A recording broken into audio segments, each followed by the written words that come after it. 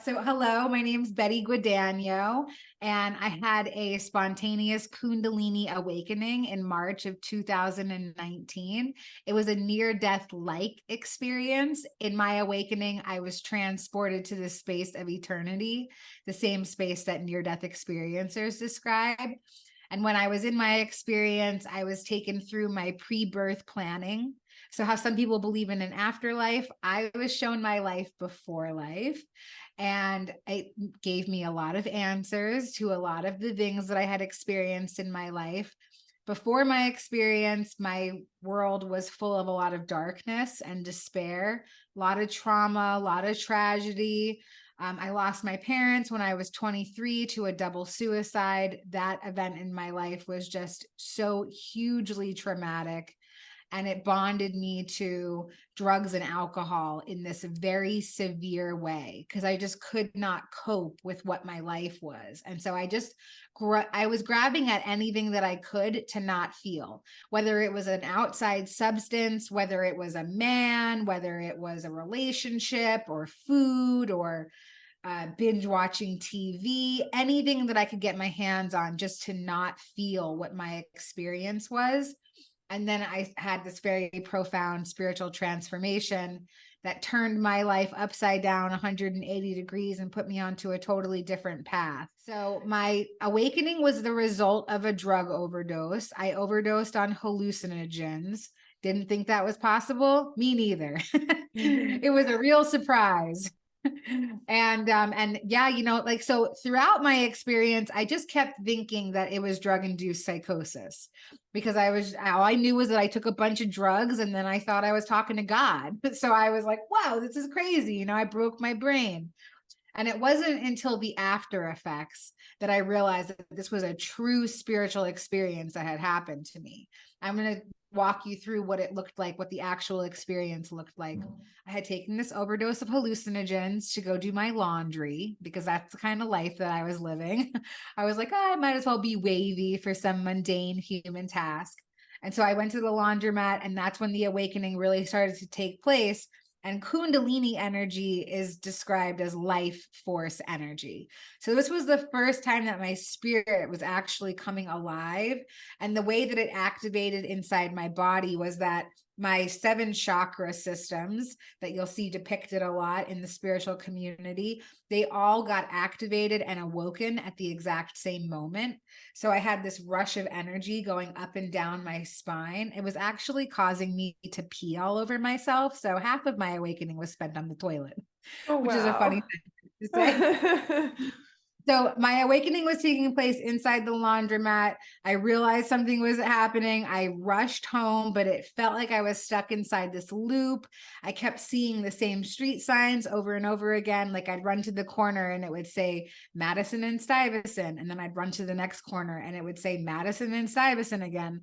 And then the whole world got washed in the brightest white light that I've ever seen. And then all of the buildings around me crumbled to the ground, and all that was left of them was the green lines of matrix code that make them up. So my whole reality was crashing in front of my eyes. I run back to my house. I finally get there.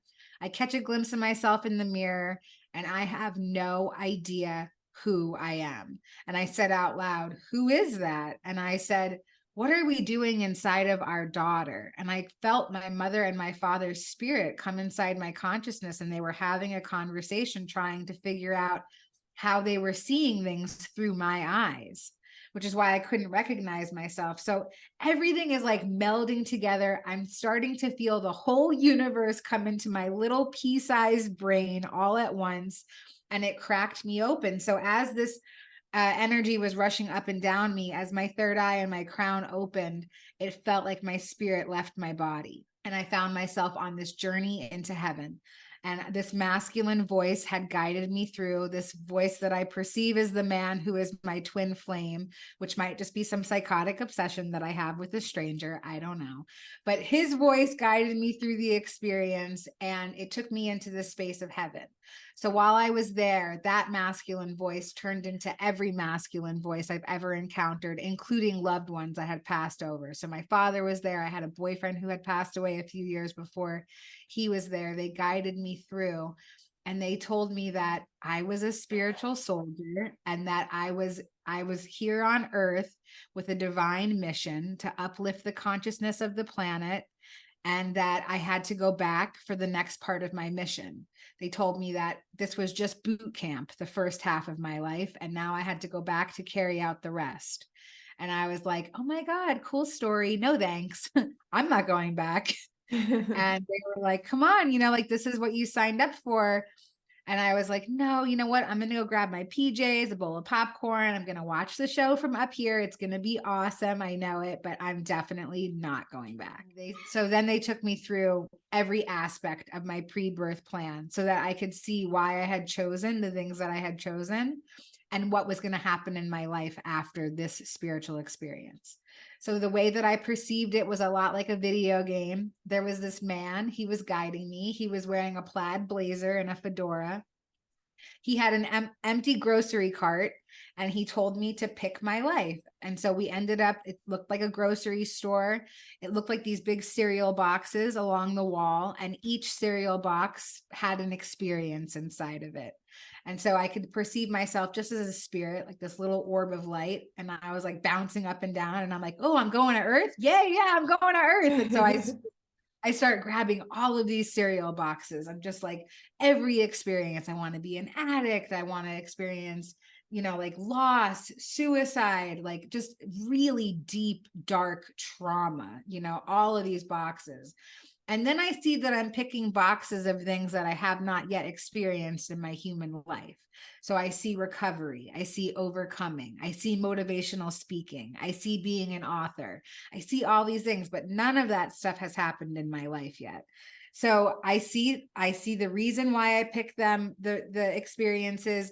I feel the feelings that I'll feel on Earth, but I only feel them for like a brief moment. Like I pick up a box and I say, oh, that's what a loss of suicide feels like. I can handle that. And I put it in the cart, not realizing that I'll have to deal with that feeling for, like years and years.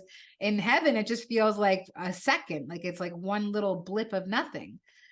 So I put all these experiences in the cart, and, I see I'm downloaded with this whole story, and I understand, and I tell them that I understand, and I say, I'm still not going back. I get it. I picked the life. I'm a divine co-creator. I'm no longer a victim to my circumstance. That is all wonderful. Thank you for releasing the bondage from my past from me, but I do not want to go back. And I sort of transformed into a small child, and I was like kicking my feet and stomping my hands on the ground. I will not go back. You cannot make me go back. And then I had a thought, and I said, I definitely cannot go back into her. She is glitched. She needs way too much healing. She is a lost cause. I will not go back into her. And they said, okay, you don't have to go back into her, but you do have to go back. And so we'll show you the baby that you'll be born into. And so then they showed me the baby, and they showed me everything about her. She was beautiful. They showed me her gender, her ethnicity, where she would be born, her challenges in life, her purpose, her mission, her parents, everything, all of these stats around this baby. The thing is that I hadn't balanced this life yet. So I was going to have to come back into form and experience all the same things over again so that I could balance them and balance out the cart. I had to get to the light side of the cart, but I would now have to go back through the darkness again. And I threw my hands up in the air, and I said, oh, there's no way that I can start from zero. I guess I'll go back into her. And I sort of found myself sifting back into my awareness, and they promised me, they said, your life will not be nearly as challenging as it was before. Trust us.